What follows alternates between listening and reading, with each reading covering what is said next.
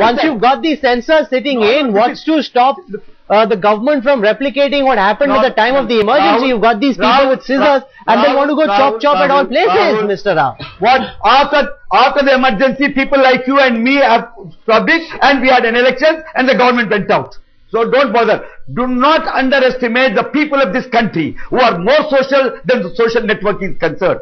Let not the social networking become unsocial and try to play on their minds. That is what exactly is intended. That is why again I am telling you, this is not censorship. Let the levels be found.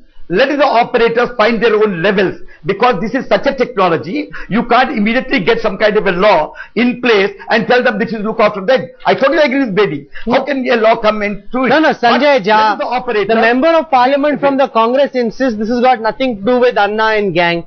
But the fact is there is a momentum building against the government, and the government seems to be very paranoid about it. In that presentation, there were large parts devoted to what's being said about Sonia Gandhi, what's being said about Manmohan Singh. That's obviously weighing on the mind of the telecom minister who wants to please his political bosses.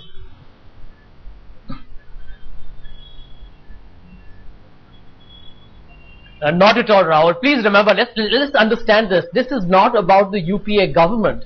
If this becomes a policy, regulation or a rule, it will apply to all future governments unless they choose to amend it. So there's no guarantee of the perpetuity of any government at this point. This is a philosophical view in terms of how social networking can have certain repercussions which can be hugely negative. And I'll give you an example. The world's most liberal democracy, the most sophisticated democracy like the United States of America, which has actually given birth to the entrepreneurs who have created social networking sites, have actually jailed an Indian IIT student called Vikram Buddhi, because he went on a Yahoo message board and incited hatred against the former President George Bush, talked about bombing America, and he was actually sentenced by court to jail. He still is in jail as we talk, which goes to tell you that even the United States of America recognizes that there are consequences if you violate essential core norms. And the second and the third point, please remember, the point is these things are prosecutable if they happen. They are prosecutable